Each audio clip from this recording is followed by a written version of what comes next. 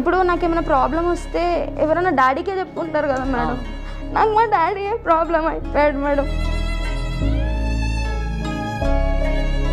మా అన్నకి చెప్దామన్నా మా అన్న అట్లనే ఉన్నాడు.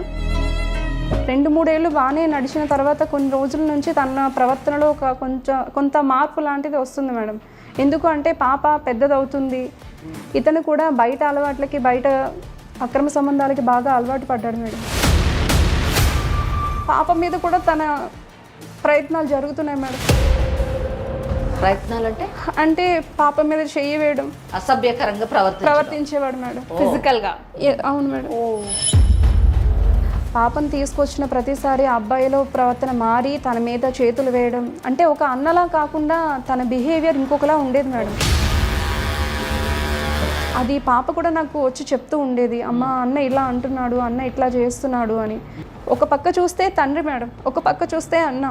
ఇప్పుడు కూడా నన్ను పాపను తీసుకురావాలి, నువ్వు ఇక్కడికి తీసుకొస్తేనే హాస్టల్లో ఉంచొద్దు, ఇంటికి తీసుకురావాలని చెప్పాడు. తీసుకురాకపోతే చంపేస్తానని కూడా బెదిరిస్తున్నాడు మేడం.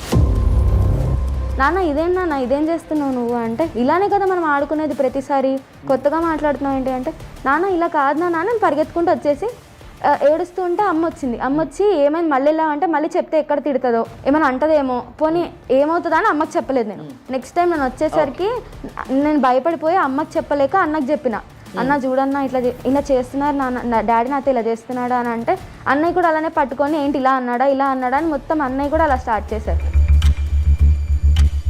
ప్రతిసారి నన్ను ఇంటికి రమ్మనేవాళ్ళు మేడం డాడీ. నేను అనేదాన్ని, డాడీ ఇట్లా ఎందుకు చేస్తున్నావు డాడీ మంచిగా అంటే, అప్పటి నుంచి మేడం అప్పటి వరకు మంచిగా ఉన్న డాడీ ఎట్లెట్లనో మాట్లాడుతుండే మేడం, మంచిగానే మాట్లాడుతుండే, బూతులు అన్ని గలీజ్ బూతులు మాట్లాడుతుండే madam.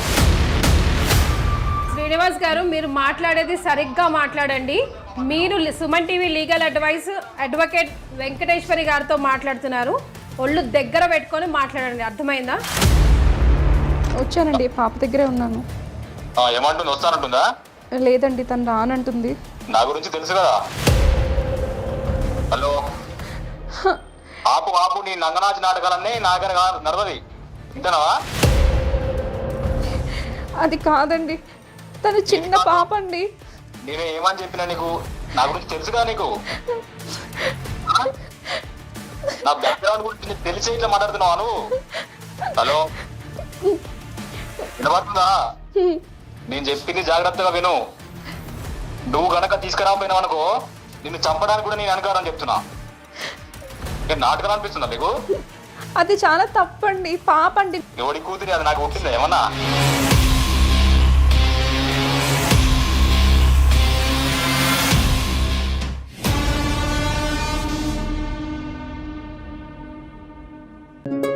Sakhi the house of Kanchi weaves, Telangana, Andhra Pradesh.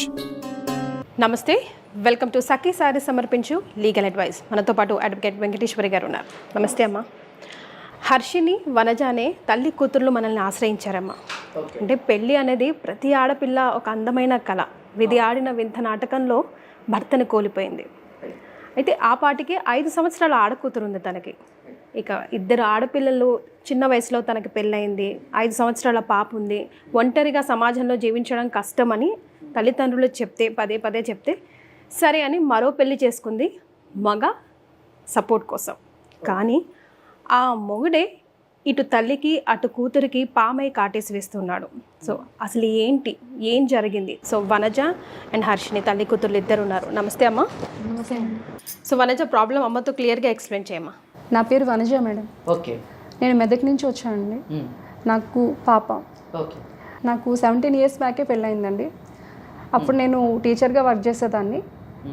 పాప చిన్నప్పుడు 5 సంవత్సరాలప్పుడే నా భర్త చనిపోయారు. ఓకే. తర్వాత నేను ఇంకా ఎవరిని పెళ్లి చేసుకోవాలని అనుకోలేదు, ఆ బాధలోనే ఉండిపోయాను.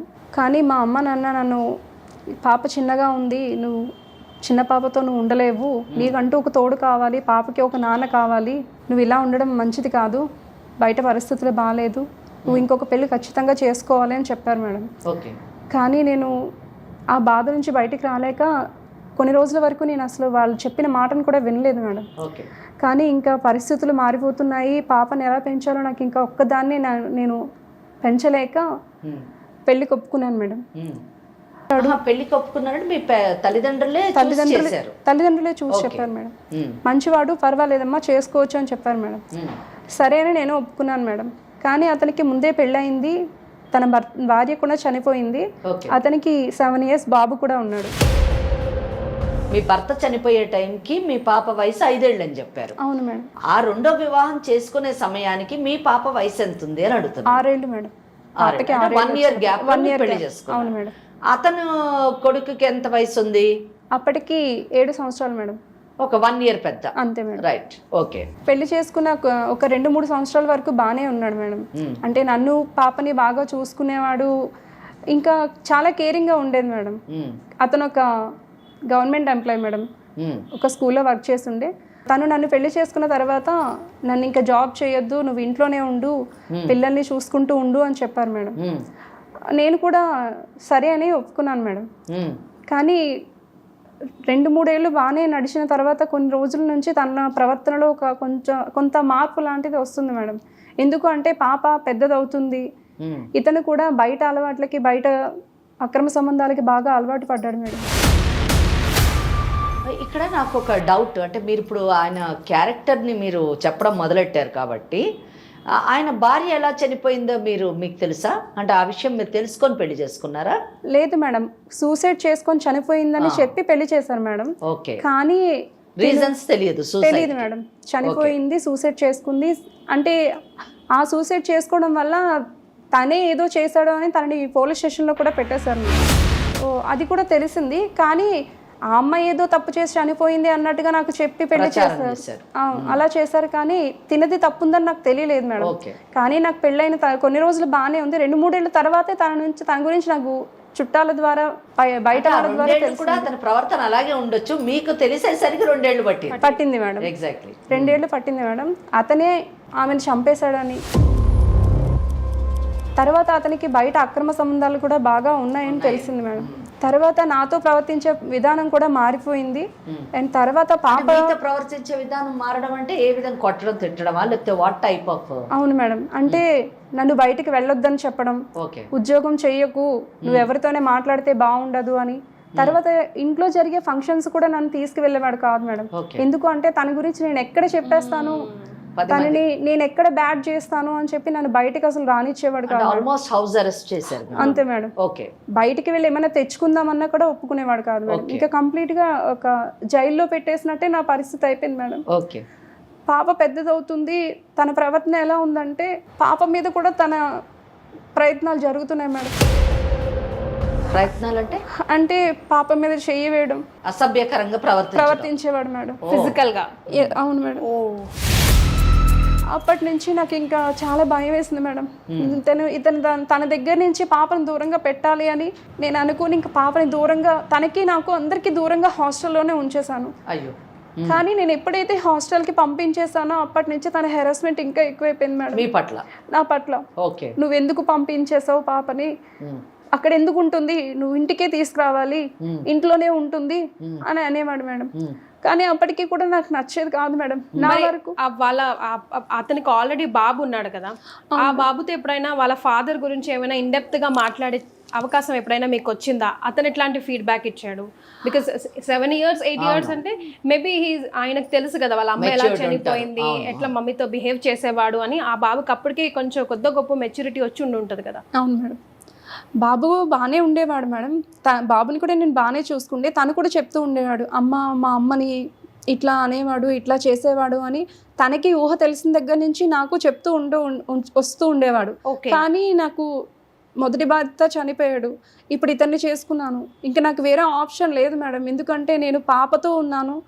ఇప్పటికీ అతనితో ఉన్నా కూడా నాకు అతనంటే ఇష్టమే మేడం. ఎందుకంటే నా పాపకి లైఫ్ ఇస్తానని నాకు ప్రామిస్ చేసి నా లైఫ్లోకి వచ్చారు.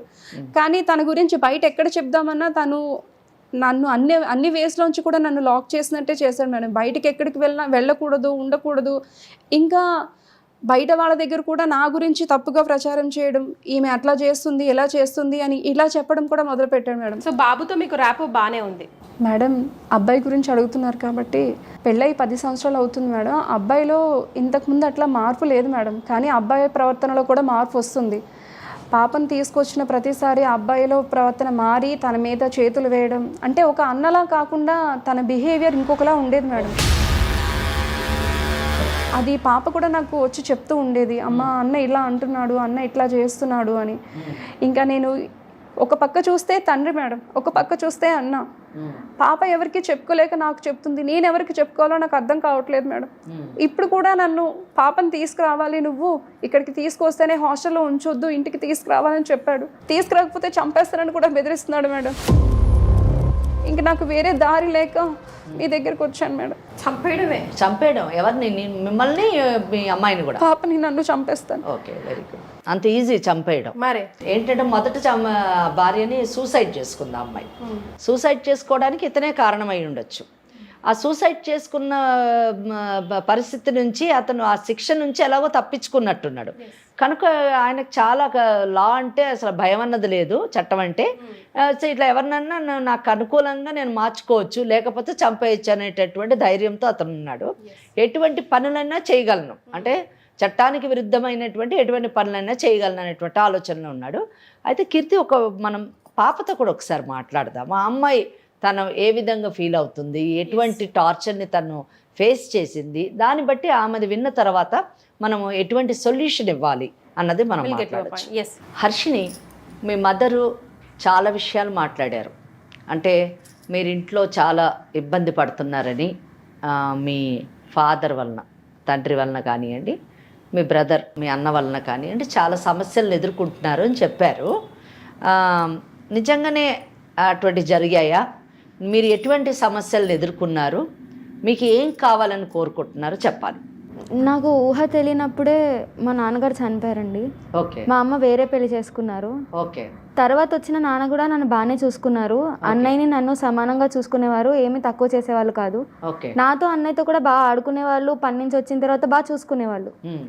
చూసుకున్న తర్వాత ఒక 1 year 2 years తర్వాత ఏమైందో తెలియదు కానీ అన్నయ్యని నన్ను డిఫరెంట్గా చూస్తున్నారనమాట.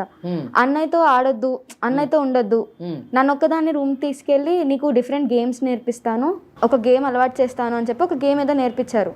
నాకు రోజు చాక్లెట్స్ కానీ, బొమ్మలు కానీ, టాయ్స్ కానీ అన్నీ తీసుకొచ్చి ఇచ్చేవాళ్ళు.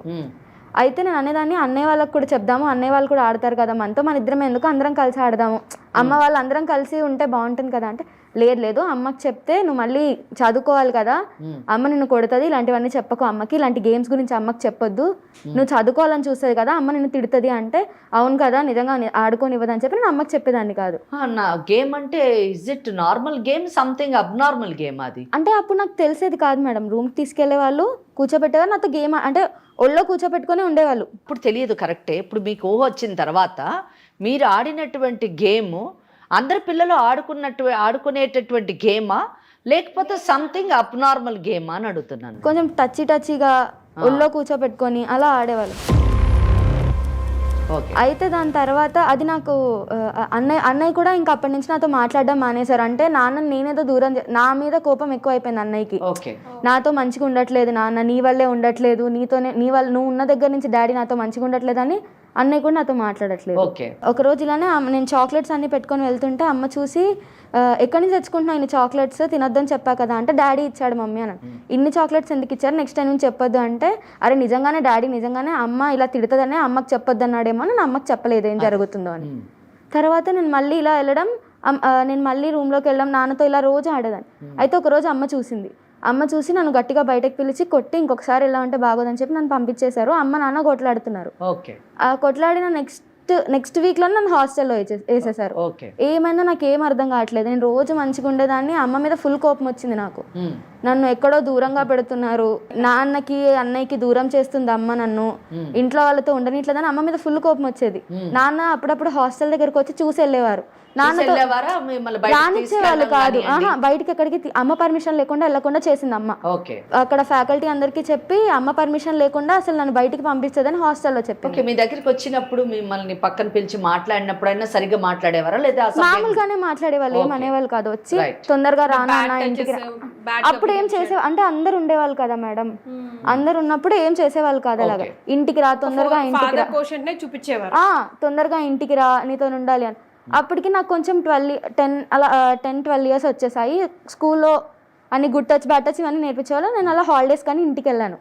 హాలిడేస్కి ఇంటికి వెళ్తే అమ్మ ఎందుకు వచ్చేసావు మళ్ళీ అని మళ్ళీ అమ్మ తిట్టడం స్టార్ట్. నేను అన్నాను అక్కడ హాలిడేస్ ఇచ్చారు వాళ్ళు, అందుకే వచ్చానంటే సరే నువ్వు నాన్న దగ్గరకు మాత్రం వెళ్ళకు అనేది. అయితే అమ్మకి తెలియకుండా నేను ఒకసారి నాన్న దగ్గరికి వెళ్ళాను.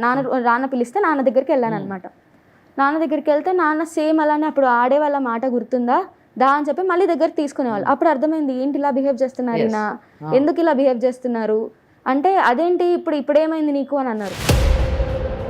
నాన్న ఇదేం చేస్తున్నావు నువ్వు అంటే ఇలానే కదా మనం ఆడుకునేది ప్రతిసారి, కొత్తగా మాట్లాడుతున్నావు ఏంటి అంటే నాన్న ఇలా కాదు నాన్న. నేను పరిగెత్తుకుంటూ వచ్చేసి ఏడుస్తూ ఉంటే అమ్మ వచ్చి ఏమైంది మళ్ళీ ఇలా అంటే మళ్ళీ చెప్తే ఎక్కడ తిడుతుందో ఏమైనా అంటదేమో పోనీ ఏమవుతుందో అని అమ్మకి చెప్పలేదు నేను.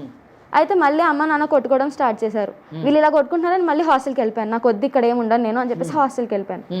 ఒకసారి హాస్టల్ వెళ్ళిపోతే అమ్మ ఫోన్ చేసి ఈ హాలిడేస్ లో మీరు వచ్చిన టైంలోని మరి మీ బ్రదర్ మీరు అక్కడే ఉండి ఉండొచ్చు కదా. అన్నయ్యకి కోపం మేడం నేనంటే అసలు మాట్లాడరు నాతో. నీ వల్ల నాన్న నాతో ఇట్లా అయిపోయిండు. నేను వెళ్ళిపోయిన తర్వాత కూడా పాపని తీసుకురా ఇదే అంటుండే అంట. అసలు కొడుకు గురించి పట్టించుకునేవాళ్ళు మీతో మాట్లాడేవాడు కాదు, అతను మీ పట్ల కేర్ ఏం చూపించేవాళ్ళు కాదు. నెక్స్ట్ టైం నేను వచ్చేసరికి నేను భయపడిపోయి అమ్మకి చెప్పలేక అన్నకి చెప్పిన, అన్న చూడన్నా ఇలా చేస్తున్నారు నాన్న, డాడీ నాతో ఇలా చేస్తున్నాడా అని అంటే అన్నయ్య కూడా అలానే పట్టుకొని ఏంటి ఇలా అన్నాడా అని మొత్తం అన్నయ్య కూడా అలా స్టార్ట్ చేశారు. నేను మళ్ళీ హాస్టల్కి వెళ్ళిపోయాను కదా మేడం. మా మమ్మీ ఫోన్ చేసి ఇంటికి రా అన్నది మేడం. నేను రాను అని చెప్పాను. ఏమైంది అని అంటే అప్పుడు చెప్పాను మేడం ఇట్లా డాడీ నాతో ఇట్లా ఉన్నాడు. ఫోన్లో కాబట్టి అమ్మ ఎదురు ఉంటుందని భయం లేకుండా చెప్పేశాను. చెప్తే దాని తర్వాత మా అమ్మ అంది అందుకే నేను డాడీకి దూరంగా ఉంచిన అని అన్నది మేడం. నేనేమో చిన్నప్పటి నుంచి అందరితో ఉండాలి, డాడీ కూడా లేరు, ఈ డాడీ ఉన్నారు అందరు ఉన్నారు అని అందరితో కలిసి ఉందామని అనుకుంటే ఇట్లా నన్ను దూరం పంపించేసినారు మేడం. ఒక ఫంక్షన్స్కి వెళ్ళలేదు, ఒక ఆడుకోలేదు, ఏం చేయలేదు. ప్రతిసారి నన్ను ఇంటికి రమ్మనే వాళ్ళు మేడం డాడీ. నేను అనేదాన్ని డాడీ ఇట్లా ఎందుకు చేస్తున్నావు డాడీ మధ్య అంటే అప్పటి నుంచి మేడం అప్పటి వరకు మంచిగా ఉన్న డాడీ ఎట్లెట్లనో మాట్లాడుతుండే మేడం, మంచిగానే మాట్లాడుతుండే, బూతులు అన్ని గలీజ్ బూతులు మాట్లాడుతుండే మేడం. అయితే దాని తర్వాత బయటకు వెళ్తుంటే బయటకు వెళ్ళనిచ్చేవాళ్ళు కాదు మేడం. బయట అబ్బాయిలతో మాట్లాడుతున్నా తిడుతుండే, వాళ్ళతో నీకేం సంబంధం ఉంది అంటే ఈ wants to cut off the relationship with the society. తల్లిని కూడా అలాగే చేశాడు ఆయన, బంధువులతోని ఎటువంటి సంబంధ బాంధవ్యాలు పెట్టుకోకుండా. ఎందుకంటే వాళ్ళకి ఈమె ఎక్కడ చెప్తుందో అని చెప్పి వనజ బంధువులు అందరికీ ఇతని యొక్క ప్రవర్తన విధానం గురించి చెప్తుందని చెప్పేసి, అలాగే కూతురుని కూడా టోటలీ ఐసోలేటెడ్ చేయాలన్నది ఆయన ఉద్దేశం. అసలు కూతురు he didn't accepted ma'am. Daughter అని he didn't accepted. He did not accept. Maybe అలా యాక్సెప్ట్ చేస్తుంటే అంత క్రూయల్ గా అంత అసహ్యంగా వినడానికే మాటలు వర్ణంలో వస్తాయి. అయితే అమ్మ ఒకసారి అంది మనం ఎవరైనా పెద్దవాళ్ళు ఎవరైనా ఉంటే వాళ్ళ దగ్గరికి వెళ్ళి మాట్లాడదామని అనింది మేడం. నేను అమ్మ వెళ్ళి పెద్దవాళ్ళతో మాట్లాడితే వాళ్ళందరూ నాన్నని పిలుచుకొచ్చి మాట్లాడారు మేడం. ఏంటి ఇట్లా అయింది ఏంటి అంటున్నారు పిల్లలు అంటే, మా డాడీకి బయట మంచి ఇమేజ్ ఉంది మేడం, ఎవరు నమ్మరు ఆయన అట్లా చేస్తున్నారంటే. మా మమ్మీతో ఏమన్నారంటే నీకు ఆల్రెడీ తెలుసు కదమ్మా ఇట్లా వాళ్ళ ఫస్ట్ వైఫ్ చనిపోయిందని, మీకు అన్నీ తెలిసే కదా చేసుకున్నారు, ఏముండదులే అని అన్నారు. ఆయన కూడా ఎందుకు బేటా అట్లా అంటున్నారని మంచిగా మాట్లాడారు మేడం అప్పుడు అన్ని. అయితే మళ్ళీ అదంతా బయట అంతా మంచిగా మాట్లాడేసుకొని మమ్మల్ని మళ్ళీ ఇంటికి తీసుకెళ్ళి ఫుల్ కొట్టారు మ్యామ్. నన్ను మా అమ్మని చేశారు, నన్ను మా అమ్మని ఫుల్ కొట్టిరు. నేను వేరే దగ్గరికి పారిపోవచ్చు మేడం, నాకంటే హాస్టల్ అనేది ఒకటి ఉంది, అమ్మ అక్కడే ఉంటుంది మేడం. అమ్మని బాగా కొట్టేవాళ్ళు, ఎక్కడికి పంపించేవాళ్ళు కాదు అమ్మని. అమ్మని ఫుల్గా కొట్టేవాళ్ళు. నేనేమో హాస్టల్కి వెళ్ళిపోయాను. నేను అమ్మ నువ్వు ఇక్కడే ఉండు లేకపోతే నాతో పాటు వచ్చాయంటే అన్నీ ఉన్నారు కదా అని చెప్పేదమ్మ. అయితే ఇంకొకసారి నన్ను హాస్టల్ నుంచి మళ్ళీ రమ్మంటే నేను రానని చెప్పేసాను మేడం. మీరు ఏమన్నా చేసుకుంటే నువ్వు రాకపోతే మీ అమ్మని చంపేస్తా అని అన్నారు మేడం. మీ అమ్మని చంపేస్తా అంటే అట్లా ఎట్లా చంపుతావు నాన్న, ఎందుకు అంత పెద్దగా మాట్లాడుతున్నావు, వద్దు అట్లా ఏమనొద్దు అంటే నువ్వు రాకపోతే నేను చంపేస్తా అంటే ఏం చంపేస్తారు, నేను రానని చెప్పి హాస్టల్లో ఉండిపోయాను మేడం. హాస్టల్లో ఉండిపోతే ఒక హాస్పిటల్ నుంచి కాల్ వచ్చింది మేడం, ఇట్లా మీ మమ్మీని ఇట్లా అడ్మిట్ చేసినాము, ఇట్లా తలకి కుట్లు పడ్డాయి అని చెప్పేసి పిలిచినారు. నేనేమో అప్పటికి లేదు మా అమ్మ కాదు అని అంటే వనజ మీ మమ్మీయే కదా రండి అని చెప్తే నేను మమ్మీని చూడడానికి వెళ్ళాను మ్యామ్. కుట్లు పడ్డాను. మమ్మీని అక్కడ కలవని లేదు మ్యామ్ నన్ను, నువ్వు ఇంటికి రా అప్పుడే కలుద్దు, నువ్వు ఇంటికి వస్తేనే అన్నాను. సరే ఇంటికి వెళ్తే అక్కడ మళ్ళీ నాకు ఫిజికల్గా అబ్యూస్ చేయడం స్టార్ట్ చేశాడు మేడం మా నాన్న. మా నాన్న అప్పుడు మా అన్నయ్యకి వెళ్ళి చెప్పాను మ్యామ్ అప్పుడు ఇట్లా చేస్తున్నాను, ఆ అన్నయ్య కూడా చేశారు. ఆ అమ్మాయిని తీసుకొని రా, లేకపోతే నీకు నరకం చూపిస్తాను టార్చర్ చేస్తున్నాడు, ఫిజికల్ అబ్యూస్ జరుగుతుంది. సో ఆ ఇదిలోనే మా ఆమెకి దెబ్బ తగలడము, హాస్పిటల్లో కుట్లు వేయడానికి హాస్పిటల్ అడ్మిట్ చేసి ఉంటారు. ఓకే. ఆ టైంలో కూడా ఆయన కర్టసీ లేదు, కనీసము జాలి లేకుండా ఆ టైంలో ఇంకా అమ్మాయి వైఫ్ ఉండదు కాబట్టి ఇంకా అబ్యూస్ చేద్దామని ఈ అమ్మాయిని పిలిపించాడు అనమాట. అది అలా వెళ్ళి చూసాను, ఆ అమ్మని చూసాను, అమ్మ వెళ్ళిపో అని చెప్పింది, మళ్ళీ హాస్టల్కి వెళ్ళిపోయాను మేడం. కాకపోతే ఇంతకుముందు హాస్టల్ అడ్రస్ డాడీకి తెలుసుండే, ఇప్పుడు మమ్మీ నన్ను వేరే హాస్టల్లో మార్చేసింది మేడం. ఇప్పుడు నాకు ఏమైనా ప్రాబ్లం వస్తే ఎవరైనా డాడీకే చెప్పుకుంటారు కదా మేడం, నాకు మా డాడీ ప్రాబ్లం అయిపోయాడు మేడం. మా అన్నకి చెప్దామన్నా మా అన్న అట్లనే ఉన్నాడు. బయట వాళ్ళకి ఏం చెప్పుకుంటా మేడం, నేను మా నాన్న ఇట్లా ఎవరు నమ్మట్లేదు మేడం. చెప్పినా కరెక్ట్, నువ్వే ఏదో చేసినావు, మీ అమ్మ ఏదో చేసింది అంటున్నారు మేడం. మాకు వద్దు మేడం అతను, మా అమ్మని నేను చూసుకుంటా మేడం, చదువుకుంటున్నా నేను, ఇంకో కొన్ని ఇయర్స్లో జాబ్ వస్తుంది, నేను మా అమ్మని చూసుకుంటా మేడం. అప్పటి వరకు మా అమ్మని అక్కడ వద్దు మేడం. రోజు కొడతాడు మేడం పాపం. మా అమ్మకు దూరం ఉన్నాను నేను ఇన్నేళ్ళు, నాన్న చిన్నప్పుడే చనిపోయాడు. మాకు వద్దు మేడం అతను. Please don't cry. నువ్వేమంటావు వనజ?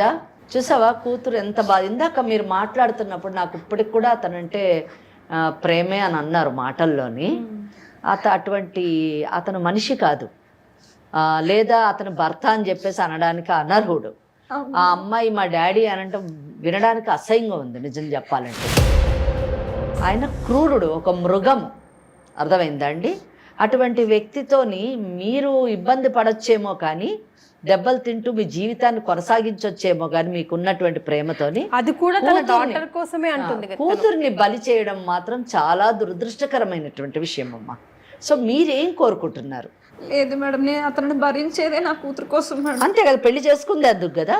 అవును మేడం, తను ఇంత బాధలో ఉన్నా నేను బాధపడుతున్నాను మేడం. నా పాప నా దగ్గర ఉండకుండా ఎక్కడో ఉంటుంది, మాకు ఆధారం అంటూ ఇంకేమీ లేదు మేడం. అవును, కానీ ఇతని ప్రవర్తన రోజు రోజుకి దిగజారిపోతుంది మేడం. అవునమ్మా. పాప మీద ఇలాంటి ప్రయత్నాలు చేయడం చాలా తట్టుకోలేకపోతున్నాను మేడం. చాలా అసలు వినడానికే మా హృదయమే ఇదైపోతుంది నిజంగా. ఇప్పుడు కూడా తీసుకురమ్మన్నాడు మేడం, కానీ నాకు అక్కడికి వెళ్ళడం ఇష్టం లేదు మేడం. మీరు ఇప్పుడు ఏం కోరుకుంటున్నారమ్మా? యాక్చువల్గా మీరు ఇక్కడికి ఎందుకు వచ్చారు? మీకు ఏం కావాలి? ఎటువంటి రక్షణ కావాలి? ఎటువంటి సలహా కావాలి చెప్పండి. అతని నుంచి మమ్మల్ని రక్షించండి మేడం. అతను మాకు వద్దు మేడం. నేను నా పాప ఏదో పని చేసుకోరండి మేము బతుకుతాం, కానీ ఇలాంటి అతను మా లైఫ్లో వద్దు మేడం అసలు. ఈ కేసులో చూడండి, తల్లి వనజ చాలా దురదృష్టకరమైనటువంటి మహిళ. ఎంత దయనీయమైనటువంటి పరిస్థితి. ఆమె పెళ్లి చేసుకున్నారు, ఒక బిడ్డకు జన్మనిచ్చారు, 5 ఏళ్ల వయసులోనే తన భర్తను కోల్పోయారు. అంటే ఇటు కుటుంబపరమైనటువంటి రక్షణ ఆమెకు లేకుండా పోయింది. అంటే భర్త అనేటటువంటి వాడు ఉంటేనే మహిళకు రక్షణ.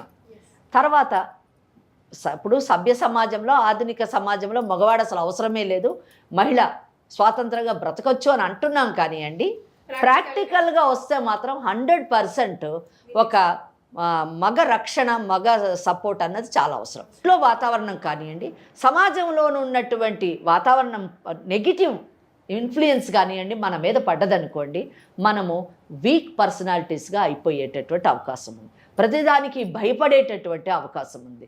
అలాగే సమస్యని ఎదుర్కోకుండా భయపడి కుంచుకుపోయేటటువంటి అవకాశం. ఇటువంటి మానసిక పరిస్థితి మనకి డెవలప్ అయ్యేటటువంటి. ఇక్కడ ఆ అమ్మాయి ఇదే వాతావరణంలో కొన్ని రోజులు కానీ వెళ్తే షీ విల్ కంప్లీట్లీ ఒక వీక్ పర్సనాలిటీగా, ఒక దయనీయమైనటువంటి పరిస్థితిలో వస్తుంది. రేపు ఆఖరికి అమ్మాయి పెళ్ళి అయితే భర్త అనేవాడిని చూసి కూడా భయపడేటటువంటి పరిస్థితి వస్తుంది, నమ్మదు. సో అటువంటి పరిస్థితి నుంచి ఈ అమ్మాయిని రక్షించాలి, ఈ అమ్మాయిని కాపాడి, ఇక్కడ ఆ అమ్మాయి పట్ల జరిగేటటువంటి అత్యాచారం నుంచి కాపాడడం కంటే ఆ అమ్మాయి మానసిక పరిస్థితి పైన జరిగేటటువంటి ప్రభావాన్ని, అత్యాచారాన్ని, ఆమె భవిష్యత్తుని కాపాడవలసినటువంటి బాధ్యత ఆ తల్లిపై ఉంది. ఈరోజు మన దగ్గరికి ఈ లీగల్ అడ్వైస్ అనేటటువంటి సుమన్ వారు నిర్వహించేటటువంటి ఈ కార్యక్రమానికి వచ్చినటువంటి మన పైన వచ్చినటువంటి వాళ్ళని కాపాడాల్సినటువంటి బాధ్యత మన పైన ఉంది. చాలా చాలా దయనీయ పరిస్థితుల్లో, చాలా దయనీయమైనటువంటి అసలు మిమ్మల్ని హఠాత్తున రప్పించాల్సి వచ్చింది. కీర్తి గారు, మీరు ఆ ఫాదర్తో మాట్లాడండి. నిజానికి నాకు చాలా ఆవేశంగా ఉంది. నేను ఏమాత్రం కూడా ఈ కేసులను ఉపేక్షించను, ఏమాత్రం వదిలేటటువంటి లేదు. ఎందుకంటే మనం కొన్ని కేసులు చూస్తుంటాం, కొన్ని తప్పులు చేస్తూ ఉంటారు. ఆ తప్పుల్ని సరిదిద్దేటటువంటి కౌన్సిలింగ్ అవన్నీ చేస్తుంటాం, క్షమిస్తూ ఉంటాం. కానీ ఇటువంటి వ్యక్తులను మాత్రం క్షమించేటటువంటి అవకాశం లేదు. క్షమిస్తే వీళ్ళు ఇంకా చాలామంది జీవితాలతోని ఆడుకుంటారు. సమాజం ఇటువంటి వ్యక్తులతోని నిండిపోకూడదు. ఎందుకంటే ఆల్రెడీ ఆయన భార్య సూసైడ్ చేసుకుంటే ఆయన చాలా క్లీన్గా బయటకు వచ్చాడు. అందుకే ఆయనకు చాలా ధైర్యం వచ్చింది. ఇంకొక 2 ఆడపిల్లల్ని చంపడానికి కూడా సిద్ధమవుతున్నాడు. కనుక ప్లీజ్ మీరు మాట్లాడండి. తర్వాత నేను ఇతన్ని ఏం చెయ్యాలి, ఏ విధంగా ఇతనికి శిక్ష వేయాలి, ఏ విధంగా బుద్ధి చెప్పాలి అన్నది చట్ట పరిధిలోనే నేను మీకు చెప్తాను. షూర్ అమ్మా. సో కాల్ చేద్దామా? ఇంతకు పేరు శ్రీనివాస్ మేడం. శ్రీనివాస్. ఓకే.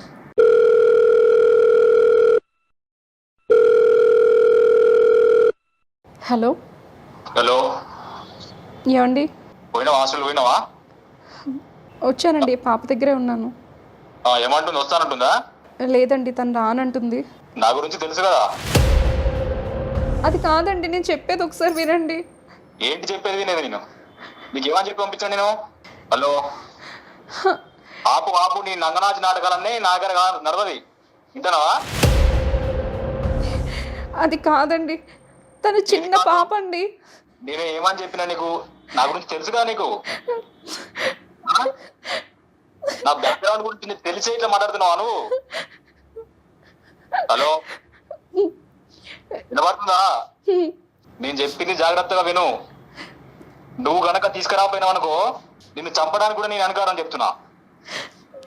నాటకం అనిపిస్తుందా మీకు? లేదండి, నేను తీసుకురావాలనుకోవట్లేదు. పాప కూడా రానంటుంది, మేము ఇంటికి రావాలనుకోవట్లేదండి. నీకు తలగా పని చేస్తుందా? నేను ఏమని చెప్తున్నా నీకు? అది చాలా తప్పండి. పాప అండి. ఎవడి కూతురి అది నాకు పుట్టిందా ఏమన్నా? మీకు బాబు ఎంతో, పాప కూడా అంతే కదండి. తప్పండి, ఇది చాలా తప్పు. ఏది తప్పే? ఎందుకు తప్ప అవుతుంది? డాడీ నేను రాను డాడీ, వద్దు డాడీ, మేము రాము నీ దగ్గరికి. డాడీ అనుకు నువ్వు చెప్తున్నా. డాడీ ఎవరు నీకు?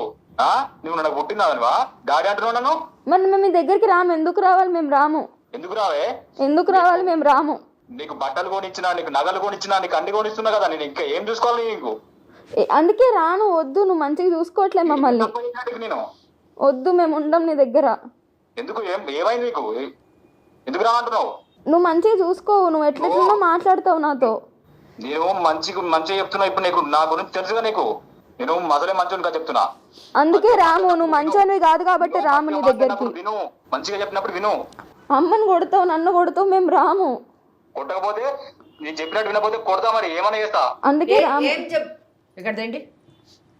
ఏం చెప్తావు నువ్వు? హలో, ఏం చెప్తావు నువ్వు? మీరెవరు? నేను ఎవరైతే నీకెందుకు? నీకేం ఎక్స్ప్లెనేషన్ ఇవ్వాలా? ఎవరని? నేను వనజాని కాదు ఆ ఎక్స్ప్లెనేషన్ ఇచ్చి మాట్లాడడానికి. మా మధ్యలో మీరు ఎందుకు వస్తున్నారు? ఎవరు మీరు? ఎవరి మధ్యలోని రావట్లేదు. నేను నేను ఎవరో చెప్తాను, అప్పుడు నువ్వు అడుగు ఈ ప్రశ్న. శ్రీనివాస్ గారు, మీరు మాట్లాడేది సరిగ్గా మాట్లాడండి. మీరు Suman TV legal advocate Venkateswari గారితో మాట్లాడుతున్నారు. ఒళ్ళు దగ్గర పెట్టుకొని మాట్లాడండి, అర్థమైందా? విన్నారు కదా? మేమెవరమ్మా? అదే, ఇది ఇక్కడ కాదు, కోర్టులో అడుగుదువు లేదా జైల్లో అడుగుదువు. కానీ నీకేమి మేము నీ పర్మిషన్ తీసుకొని రానక్కర్లేదు. మేమెవరమని ప్రశ్నించేటటువంటి అర్హత కానీ హక్కు కానీ నీకు లేదు. నీ భార్య నీకు చెప్పింది గమ్మని విను. చెప్పింది గమ్మని విను. మాట్లాడద్దు, ఎక్కువ మాట్లాడద్దు. ఏమనుకుంటున్నావు నువ్వేం పెద్ద గొప్ప పౌరుడిని అనుకుంటున్నావా? ఏం సమాధానం చెప్తున్నావు? నీ భార్యను తలబగలగొట్టినట్టు, నీ కూతురుతోని అసభ్యంగా ప్రవర్తించినట్టు కాదు. నీ చరిత్ర మొత్తం ప్రపంచం వింటుంది. చెప్పింది నోరు మూసుకొని విను. నా భార్య మేడం, నేను ఏమన్నా చేసుకుంటా. నీ భార్య అంటే నీ బానిస కాదు. నువ్వేమన్నా చేసుకుంటానంటే ఇక్కడ చట్టం చేతులు కట్టుకొని కూర్చోదు. చెప్పింది గమ్మని విను. అలా అనుకుని మొదటి భార్యను చంపేశారు. మరి నేను వాళ్ళకు ఇన్ని రోజులు నేను బట్టలు కొనిచ్చిన, వాళ్ళకు నగలు కొనిచ్చిన, వాళ్ళకి ఏదంటే అది కొనిచ్చిన. పెళ్లి చేసుకున్న తర్వాత అన్ని కొనియాలి. కూతురు స్థానంలో ఉన్నటువంటి అమ్మాయిని శారీరకంగా ఉపయోగించుకోకూడదు. ఏమి నువ్వు మాట్లాడే మాటలన్నీ విన్నాను. నేనేంటో తెలుసు కదా, ఏం చేస్తానో తెలుసు కదా. నువ్వు ఏంటే, నువ్వు నా కూతురువా? డాడీ అని అడుగుతున్నావు. ఎవరికే నువ్వు కూతురు అని అంటున్నావా? దాని కూతురు ఎట్లా అనుకుంటా? నాకు పుట్టిందా? నీకు పుట్టలేదు. నీ పెళ్ళవైతే కాదు కదా. నీకు పుట్టలేదు, కరెక్టే. నీ పెళ్ళాం కాదు కదా, ఎందుకు ఆమెను శారీరకంగా హింసిస్తున్నావు? పెళ్లి చేసుకున్న భార్యకు పుట్టినటువంటి కూతుర్ని నీవు ఉపయోగించుకుంటావా? హక్కుందా? ఏం మాట్లాడుతున్నావు? ఎవరితో మాట్లాడుతున్నావు? నోర్మై, ఎక్కువ మాట్లాడద్దు. వాళ్ళు కాదు నీకు కావాల్సింది, నీకు కావాల్సింది జైలు. చెప్తున్నాను వినో. నువ్వు మర్యాదగా 13B మ్యూచువల్ కన్సెంట్, పరస్పర ఆమోదంతో వనజాకు విడాకులు ఇవ్వాలి. అర్థమైందా? ప్లస్ ఆ అమ్మాయిని వనజాని నువ్వు శారీరకంగా హింసించినందుకు వాళ్ళకి డ్యామేజెస్ ఇవ్వాలి. అత్యాచారానికి నీ మీద క్రిమినల్ కేసు వేస్తున్నాం. నీకు తెలుసా? నువ్వు అంటున్నావు కదా వాళ్ళని, నీకు తెలుసా నేనెవరో తెలుసా, నేనేంటో తెలుసా అని అంటున్నావు కదా. నీకు చట్టం చెప్తున్నాను వినో. పోక్సో అని ఒక చట్టం వచ్చింది 2012లో. అర్థమైందా? చిన్నపిల్లల పైన, మైనర్స్ పైన అత్యాచారాలు కానీ చేస్తే కఠినమైనటువంటి శిక్షలు వేసేటటువంటి చట్టం వచ్చింది. ఆ చట్టం ప్రకారం ఈ కేసు టేకప్ చేసి నేను క్రిమినల్ కంప్లైంట్ నీ మీద వేస్తున్నాను. అలాగే గృహహింస చట్టాన్ని కూడా ఇన్వోక్ చేసి వాళ్ళిద్దరికి డ్యామేజెస్ ఇచ్చేటట్టుగా కేసు వేస్తున్నాము. ఆ అమ్మాయికి వనజకు మర్యాదగా నువ్వు 13B పరస్పర ఆమోదంతో విడాకులు ఇచ్చావా? సరే, లేకపోతే మేము విడాకులు కేసేసి నీ విషయం అంతా బట్టబయలు చేస్తాం. అర్థమైందా? భయపడేది లేదు మేడం. భయపడకు, నువ్వు భయపడకు. ఎందుకు భయపడతావు? నువ్వు భయపడవు. ఎందుకు భయపడవు తెలుసా? నీ పెళ్ళాన్ని సూసైడ్ చేయించావు కదా, ఆమె సూసైడ్ చేసుకునేటట్టు హింసించావు. దాంట్లో చాలా క్లీన్గా నువ్వు బయటకు వచ్చేసాను కాబట్టి చట్టం వినో చట్టం ఏం చెయ్యదు. నేను ఏం చేసినా నడుస్తుంది అనుకున్నావు. కానీ అప్పుడు సుమన్ లీగల్ అడ్వైజ్ అనే కార్యక్రమం లేదు. అప్పుడు నీ మొదటి భార్య ఇటువంటి కార్యక్రమానికి రాలేదు. ఇప్పుడు వనజ వచ్చింది, వనజ కూతురు కూడా వచ్చింది. సుమన్ లీగల్ అడ్వైజ్ వాళ్ళకి అండగా నిలబడుతుంది. లాయర్ వెంకటేశ్వరి ఈ కేసు టేకప్ చేస్తుంది, నీకు శిక్ష పడేటట్టు చేస్తుంది. మర్యాదగా నీ తప్పును ఒప్పుకొని క్షమాపణ చెప్పి మర్యాదగా ఆమెకి మ్యూచువల్ కన్సెంట్లో డైవర్స్ ఇచ్చి నువ్వు చేసిన ఎదవ పనికి డ్యామేజెస్ ఇచ్చావా? సరే, ఇక్కడ క్లోజ్ అవుతుంది. లేని పక్షంలో నువ్వు జైల్లో ఉండడం ఖచ్చితం. రాసుకో. ఒకవేళ కానీ నిన్ను నేను జైలుకి పంపించకపోతే నా వృత్తినే వదులుకుంటా. అది కూడా చెప్తున్నా, చూసుకో. ఆలోచించు, మర్యాదగా ఆలోచించు. ఇక్కడ కీర్తి మేడం ఉన్నారు, సుమన్ టీవీ నుంచి, లీగల్ అడ్వైజ్ నుంచి. మేడంతో మాట్లాడు. నీకేమన్నా బుద్ధి జ్ఞానం ఉంటే, నీకు నేను చెప్పింది ఏమన్నా అర్థమైతే ప్రశాంతంగా ఆలోచించి నువ్వు మమ్మల్ని అప్రోచ్గా సెటిల్ చేస్తాం.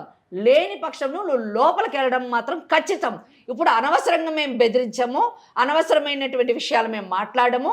క్లియర్లీ చట్టం గురించే మాట్లాడుతున్నాం. నువ్వు పెళ్లి చేసుకున్నటువంటి భార్య అనేటటువంటి వనజకు పుట్టినటువంటి బిడ్డని నువ్వు అబ్యూస్ చేసావు. ఆ అమ్మాయి పెళ్ళయ్యే టైంకి, వనజకు పెళ్ళయ్యే టైంకి ఆ అమ్మాయికి 6 ఏళ్ల వయసు. 2 ఏళ్ల తర్వాత, 8 ఏళ్ల తర్వాత అమ్మాయి హాస్టల్కి వెళ్ళిపోయింది. టోటల్ ఆమె 16 ఇయర్స్ ఏజ్ లోపల వస్తుంది. పోక్సో యాక్ట్ నీకు వర్తిస్తుంది. నీకు ఆ గవర్నమెంట్ ఉద్యోగం కూడా ఉడుతుంది. ఆ గవర్నమెంట్ ఉద్యోగం ఫస్ట్ ఉడుతుంది. ఫస్ట్ సస్పెండ్ అవుతావు, డిస్మిస్ అయ్యి సస్పెండ్ అవుతావు. నువ్వు జైలుకు పోవడం ఖాయం. అర్థమైందా? నువ్వు మర్యాదగా మార్చుకో, మర్యాదగా క్షమాపణ చెప్పు, మర్యాదగా విడాకులు ఇవ్వు, మర్యాదగా డ్యామేజెస్ పే చేయి. అంతేకాకుండా నీ పద్ధతి మార్చుకో. నువ్వు గవర్నమెంట్ ఎంప్లాయీ అని చెప్తున్నావు. నువ్వు చట్టం పైన గౌరవం లేదు, చట్టం పైన అవగాహన లేదు. ఎవరన్నా చెప్తుంటే కూడా నువ్వు వినకుండా మాట్లాడుతున్నావు. నువ్వేం గవర్నమెంట్ ఎంప్లాయీ అయ్యా? ఏ డిపార్ట్మెంట్లో చేస్తున్నావు చెప్పు. నేను ఆ డిపార్ట్మెంట్కి రిప్రజెంటేషన్ ఇస్తాను, నీ కూతురుతో ఇప్పిస్తాను. ఫస్ట్ నిన్ను సస్పెండ్ చేపిస్తాను. నీ యొక్క కాంటాక్ట్ సరిగా లేదని సర్వీస్ రూల్స్ అప్లై చేపిస్తాము. నీ కొడుకు కూడా చెల్లెల పైన అత్యాచారం చేయడానికి ఇష్టమన్నట్టు అసభ్యంగా ప్రవర్తిస్తున్నాడంట. ఏ విధంగా పెంచుతున్నావు? నువ్వు మనిషిగా పెంచుతున్నావా, మృగంగా పెంచుతున్నావా? ఫస్ట్ నువ్వు మారు, అప్పుడు కొడుకు ఆటోమేటిక్గా మారుతాడు. ఏంటి అసలు ఏమన్నా వినడానికి అసహ్యంగా ఉంది? మనిషివా, మృగానివా?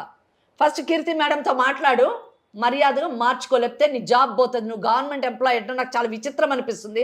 గవర్నమెంట్ ఎంప్లాయీస్ మాట్లాడే మాటలు కాదు, ప్రవర్తించే విధానం కాదు. నువ్వు చాలా ముదురు కేసు, నీదంతా వదిలిస్తాం మేము. అర్థమైందా? పుట్టిన దానికి నేను అడుగుతున్నా కదా, నేను మరి ఎందుకు కొడుతున్నా? నేను పైసలు ఎందుకు చేసుకున్నావు పెళ్లి? ఎవరో పుట్టిన దానికి నేను జీవితాన్ని పెళ్లి చేసుకునేటప్పుడు ముందే తెలిసే కదా చేసుకున్నావు. మరి నీ కొడుకుని సాగుతలేదు, నీకంటే మహాబాగా చూసుకుంటుంది కదా ఆ తల్లి నీ కొడుకుని, నువ్వే నేర్పిస్తున్నావు. పెళ్లి చేసుకున్నది వరజతో పాటు ఆ వరజకు పుట్టిన కూతుర్ని కూడా ఉపయోగించుకోవడం కానీ పెళ్లి చేసుకున్నావా? ఏం మన సభ్య సమాజంలో ఉన్నామా, అడవిలో ఉన్నామా? అనాగరికులమా నాగరికులమా? ఏ అసహ్యంగా ఉంటుంది ఎవరన్నా వింటే. కన్నా ఆ కూతుర్ని, ఎవరో వనజకు పుట్టినటువంటి కూతుర్ని, నీ కూతురు లాంటిది, నీ కొడుకుతో సమానంగా చూసుకోవాల్సిన పిల్ల పైన నువ్వు అసభ్యంగా ప్రవర్తిస్తావు. ఇంకా మాట్లాడుతున్నాడు ఇంకా అసలు ఏమాత్రం అసలు వాళ్ళు చెప్పింది అబద్ధం అని అనుకుంటే నీ ఫోన్ కాల్ వింటే నువ్వేమంటావు? ఎవరే నీకు డాడీ అని అడుగుతావా? ఏం మాట్లాడుతున్నావు? మళ్ళీ గవర్నమెంట్ ఎంప్లాయీ అంటున్నావు. చట్టం తెలీదా నీకు? చట్టాన్ని గౌరవించవా? హలో వనజా, చెప్పండి. ఏంటమ్మా ఇంకా చెప్పండి అని మెత్తగా మాట్లాడతావేంటమ్మా? చెప్పండి అంటే ఆయనకు పెద్ద అండి అని మర్యాద కూడా. నీ సంగతి చూసుకోరా, నువ్వురా పంచా. ఆమె రాదు, నువ్వు రా. ఆమె రాదు, నువ్వు రా. కోర్టులో మాట్లాడుకుందాం, డబ్బులు ఇప్పిస్తాన్నావు కదా. లేదు మేడం, ఇంటికి వెళ్తే కొడతాడు మేడం. మీరు వెళ్ళొద్దమ్మా, మీరు వెళ్ళొద్దు. నేను ఇప్పుడు అన్ని కేసులు చెప్పాను కదా, ఆ కేసులన్నీ ఫైల్ చేయండి. కోర్టుకు వస్తాడు, ఆయన మీ డబ్బులు తీసుకుంటా అంటున్నాడు. ఆయన డబ్బులు తీసుకుంటాడో, మీకు డబ్బులు ఇస్తాడో, జైలుకు పోతాడో చట్టం నిర్ణయిస్తుంది. నేను చెప్తున్నాను కదా కీర్తి, ఈ పిల్లలు చాలా మంది ఈరోజు సమాజంలో నోరు లేని పసివాళ్ళు. ఇంకా ఈ అమ్మాయినో ఆల్మోస్ట్ 16 years ఉంది, కానీ చిన్నప్పటి నుంచి కూడా అబ్యూస్కి లోన్ అవుతుంది, సెక్షువల్ అబ్యూస్కి. ఇంకా నోట్లో మాట. అందుకే కదా స్కూల్స్లోని గుడ్ టచ్ అని, బ్యాడ్ టచ్ అని ఇలా ఎన్నో నేర్పిస్తూ ఉన్నారు, అవగాహన తీసుకొస్తున్నారు పిల్లల్ని ఇటువంటి వాటి నుంచి రక్షించడానికి. అయినా కూడా ఈ మృగాలు అనేటటువంటి వాళ్ళు పిల్లల పైన, మన బిడ్డలను మనం ఎంత ప్రేమగా చూసుకుంటామండి, హక్కును చేర్చుకుంటాం. వాళ్ళకి చిన్న దెబ్బ తగిలినా కూడా మనం తట్టుకోలేం. అటువంటిది ఎవడో మృగం లాంటి వాడు మన బిడ్డల మీద పడి అత్యాచారం చేస్తుంటే ఏ తల్లి హృదయం ఊరుకుంటుంది చెప్పండి? ఎంత కలకలలాడుతుందండి. అది ఇమాజిన్ చేసుకుంటేనే అసలు ఎంత బర్న్ అవుతుంటది నిజంగా. అటువంటిది నేను ఎంత మంచిగా చెప్తూ ఉంటే అసలు సారీ అన్న ఫీలింగ్ కూడా లేదు. సారీ అంటాను నేను, అసలు ఎఫెక్టే లేదు మనిషికి. ఎక్కడ వచ్చిందంటే ఫోన్లో మాట్లాడుతుంటే ఆ అమ్మ ఇంకా కూడా డాడీ అంటే, ఎవడే నీకు డాడీ అంటున్నాడు, తీసుకురా. ఏంటండి ఇది? ఏమన్నా అర్థం ఉందా? చాలా తప్పండి. నా ఈ ఎపిసోడ్ చూస్తున్నటువంటి ప్రేక్షకులకు కూడా నేను చెప్తున్నాను, మీ పసివాళ్ళని, మీ బిడ్డల్ని సమాజంలో ఉన్నటువంటి ఇటువంటి మృగాల నుంచి కాపాడుకోండి. ఒకవేళ ఇటువంటి పరిస్థితి కానీ మీ దృష్టికి వస్తే, మనం చూస్తున్నామండి స్కూల్స్లోని ఇలా జరుగుతున్నాయి, అలా మీకంటూ ఒక యాక్ట్ వచ్చింది, పోక్సో అనేటటువంటి యాక్ట్ 2012లోని తీసుకొని రావడం జరిగింది. ఈ చట్టాన్ని పిల్లల పైన జరిగేటటువంటి అత్యాచారాలు కానివ్వండి, సెక్షువల్ అబ్యూస్ కానివ్వండి, ఇవన్నిటి నుంచి కూడా కాపాడడానికి మీరు ఉపయోగించాలి. తగినటువంటి బుద్ధి చెప్పాలి, చట్టం ద్వారా తగిన బుద్ధి చెప్పి ఇటువంటి వాళ్ళు వీలైనంత, చూడండి భయం అన్నది లేదు అసలు. పిల్లల్ని చూస్తేనే భయపడేటటువంటి పరిస్థితికి తీసుకురావాలి. ఇటువంటి వాళ్ళకి తీసుకునే విధంగా మనము చట్టాన్ని ఉపయోగించుకుంటేనే కానీ ఈ దేశంలోని పిల్లలకి రక్షణ ఉండదు. కనుక 100% వీళ్ళు ఆ చట్టాన్ని ఇన్వోక్ చేయాలి. అలాగే ఈ అమ్మాయి విడాకులకు మర్యాదగా మ్యూచువల్ కన్సెంట్లో వచ్చాడా సరే, లేని పక్షంలో సెక్షన్ 13B అన్నది mutual consent of Hindu marriage act. అదే ఒకవేళ వాడు రాలేదనుకోండి, సెక్షన్ 13(1)(1)A క్రూయాలిటీ, హింస అనే గ్రౌండ్ తీసుకొని ఈ అమ్మాయి విడాకులకు వేసుకోవచ్చు. ఆ విడాకుల్లోని ఈ అమ్మాయి మెయింటెనెన్స్, తనకి మెయింటెనెన్స్ అడగొచ్చు. అలాగే డొమెస్టిక్ వైలెన్స్ యాక్ట్లోని డ్యామేజెస్ కూడా అడగొచ్చండి. ఎందుకంటే వాళ్ళ జీవితాన్ని అంతా నాశనం చేశాడండి. మానసికంగా, శారీరకంగా వాళ్ళు అన్ని విధాలా కుంగిపోయేటటువంటి పరిస్థితికి తీసుకొచ్చాడు. కాబట్టి ఆయన పట్ల 100% ఉపేక్షించకూడదు, క్షమించకూడదు. చట్టాన్ని వీళ్ళు ఇన్వోక్ చేయాలి. అమ్మ మరి బెదిరిస్తూ ఉన్నాడు, ఇంటికి వెళ్ళడానికి కూడా భయపడుతున్నారు. మరి వేరే ఆల్టర్నేట్ అరేంజ్మెంట్స్ చేసుకున్నారో లేదో కూడా తెలియదు. సో ఒక్కటి ఏంటంటే, వనజ మాట్లాడేటప్పుడు చాలా చక్కగా చెప్పింది, నాకు అది నచ్చింది. ఆయన మాకు అవసరం లేదు మేడం, ఏదో చేసుకొని మేమిద్దరం బ్రతుకుతాం, మేమిద్దరం సంపాదించుకొని నేను ఏదో విధంగా సంపాదించి నా బిడ్డను నేను పెంచుకుంటాను అని చెప్పింది. వాళ్ళు ఆ ఇంటికి వెళ్ళాల్సిన అవసరం లేదు. వాళ్ళ తల్లిదండ్రులు ఉన్నారు, అక్కడికి వెళ్ళి కొద్ది కాలం ఉండి ఏదో విధంగా ఆర్థికంగా నిలదొక్కుని ఈ కేసులు కూడా వేసి వాడికి బుద్ధి చెప్పండి. ఒకవేళ అక్కడికి వచ్చి ఏమన్నా న్యూసెన్స్ కానీ చేస్తే దగ్గర ఉన్నటువంటి పోలీస్ స్టేషన్కి వెళ్ళి ఇమీడియట్గా కంప్లైంట్ ఇవ్వండి. ఓకేనమ్మా? విన్నారు కదా. సో లీగల్ అడ్వైస్ అమ్మ ఎలాగో మీతో ఉన్నారు, you'll get your judgement. Right. Thank you so much. Thank you madam. Thank you so much అమ్మా. Sakhi, the House of Kanchi Weaves, Telangana, Andhra Pradesh.